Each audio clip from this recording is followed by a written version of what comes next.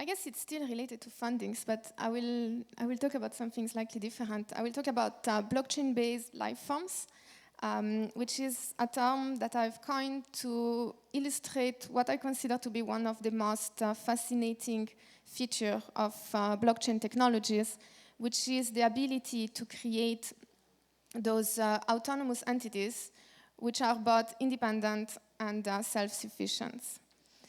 And in order to illustrate this concept, I will use the case as an example, the case of Plantoid, which is an artistic experiment started about 1.5 years ago. And the objective of this experiment was actually to illustrate this specific revolutionary aspect of the blockchain. So what is a plantoid? A plantoid is to a plant what an android is to a human. So it is an electromechanical structure which replicates the characteristic of a plant. And there is one important distinction between a plant and a plantoid, and this is the way in which they reproduce themselves. So most plants rely on the help of third parties, such as bees or butterflies, in order to help them through the process of pollination. A plantoid does not actually require pollination, but relies on the process of capitalization. And for this, it actually requires the help of humans in order to help it accumulate funds that will help it reproduce.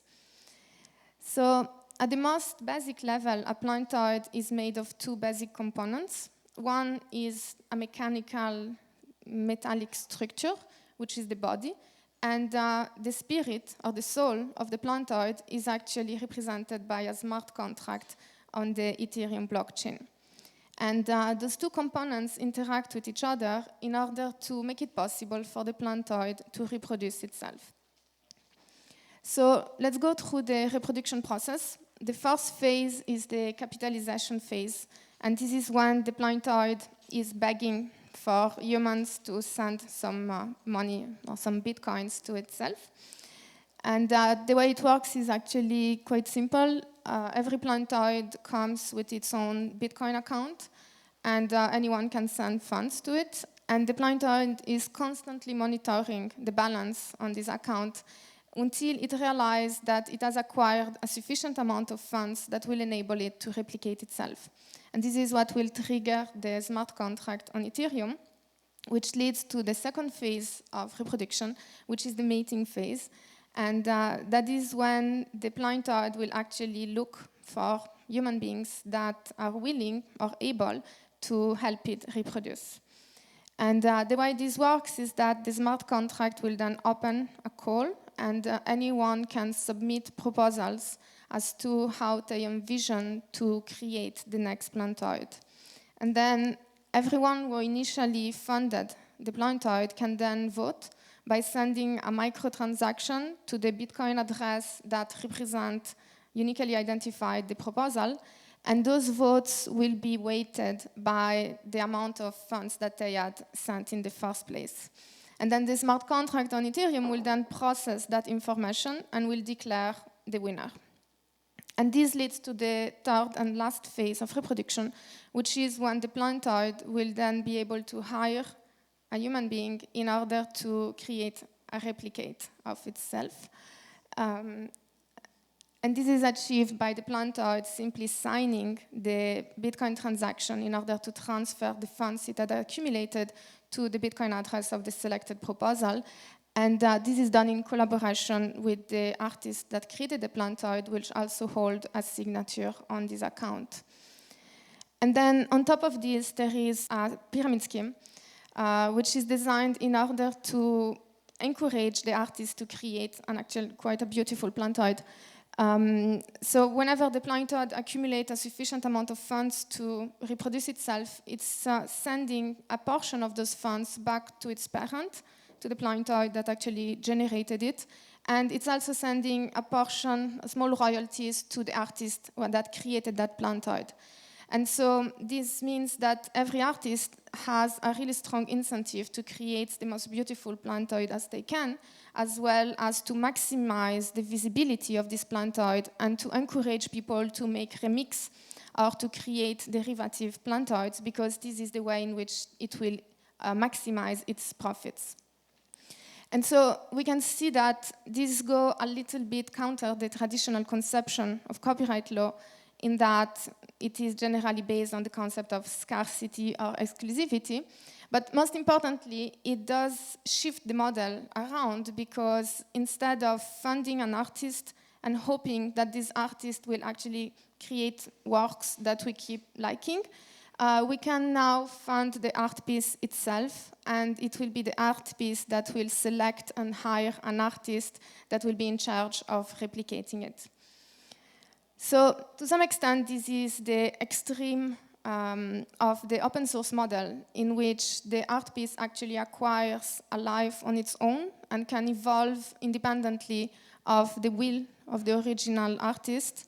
And in some way, this creates an evolutionary algorithm, as the plantoid can evolve into multiple species or different branches, which will be more popular and will reproduce themselves more whenever they are the most appealing or the most fit to their own environment. And so we can see then that the plantoid does qualify as a blockchain-based life form, in that it is autonomous, it is self-sufficient, and most importantly, it is capable of reproducing itself. But the plantoid is actually just one example of a much more generalized concept, which is that of decentralized autonomous organizations. And it is, of course, not the only one. As we have seen, there is a recent blockchain-based life form that is born about 1 month ago, which is the DAO, which raised over $150 million in 1 month. And the way the DAO works is actually, interestingly, quite similar to the way that the plantoid works, in that people can send funds to a smart contract, and they will receive DAO tokens in exchange, and those tokens will enable them to engage into the governance structure of the DAO.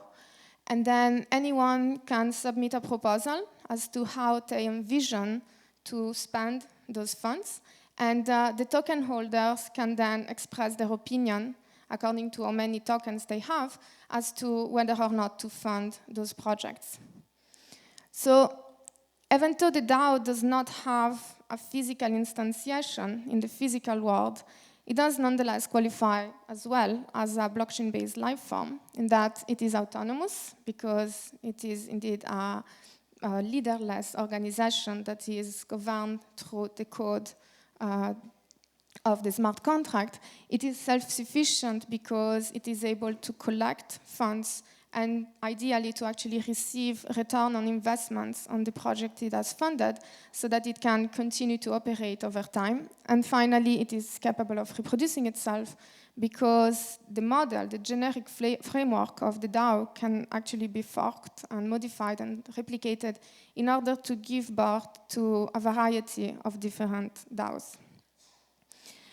And this is actually important, because if we look at the governance model of the DAO, even though it is actually quite revolutionary in that it uses this decentralized, trustless technology that enable it to be an autonomous organization, the governance structure is actually quite traditional, in that it actually relies on a set of shareholders, which in this case are the token holders that participate into the governance, and then they have those curators, which are akin to the board of directors, which have special powers as to the approval or vetoing the funding of a proposal. And this is interesting in that it actually underlines the fact that there is some kind of gap that still needs to be fulfilled, because we do now have this decentralized infrastructure that is the blockchain, but we don't yet have a proper distributed governance structure that we can plug into it in order to govern decentralized organization in a decentralized manner. And of course, it is always possible to plug a centralized governance structure on top of a decentralized infrastructure, but obviously then we cannot fully enjoy the benefits of decentralization. And the closest thing that we have today that looks like a distributed governance model is actually the free market, which enables the spontaneous coordination of autonomous agents. Now, the problem is that the market is actually quite open to manipulation, and it might not always lead to the most optimal outcome in a democratic society. And so this actually raised the question in that there is a lot of discussion going on about the blockchain that might enable a real collaborative economy by eliminating the figure of the intermediary and enabling people to actually collaborate more directly with one another in a decentralized manner. But if we look at most of the real-world applications that have been done to date, we can see that they actually promote a kind of individualistic approach to collaboration, in that they create and they provide this trustless infrastructure to enable people to interact with each other without the need of trusting each other. And so this is actually quite different from the traditional or the original conception of the collaborative economy. And if we think about it, the prospect of living in a completely trustless society where individuals are interacting with each other mediated through this trustless technology perhaps is not the most appealing one. And of course, it doesn't need to be that way, because it is always possible to plug on top of this decentralized infrastructure a new layer of trust, or a trust protocol that will enable people to interact with each other and to engage into social relationship without losing the benefits of decentralization. And so this is what motivated me to work on BackFeed, which is a decentralized value distribution and reputation system, which can be used as the basis for a distributed governance structure for decentralized organization. And this is made of 3 basic ingredients. The first one is a particular consensus protocol for rewarding individuals, which is based on the notion of proof of value. So instead of being relying on algorithmically quantifiable and verifiable actions, such as in the case of proof of work, it actually rewards people according to the actual or perceived value that they provide to the organization. And then it comes with a decentralized reputation system that constitutes the basis for a meritocratic governance structure. And finally, there is an economic or business model which is based on the concept of tokenization. And the idea is then to move away from this notion of decentralized autonomous organization, which are based on this concept of rationalization, optimization, and trustless interaction, and to move forwards toward this notion of decentralized collaborative organization with the goal to actually promote more collaboration and co-creation and social cohesion. So we do now have the tool with blockchain technologies and smart contracts to create a more decentralized society. But now it is up to us to actually decide whether we want to use those tools in order to build and promote a trustless society, or whether we actually want to use them in order to implement a smart social contract to create a real collaborative economy. That's it. And if you have some spare Bitcoins or Ethereum, you can send them to the pointer and it will reproduce itself. Thank you.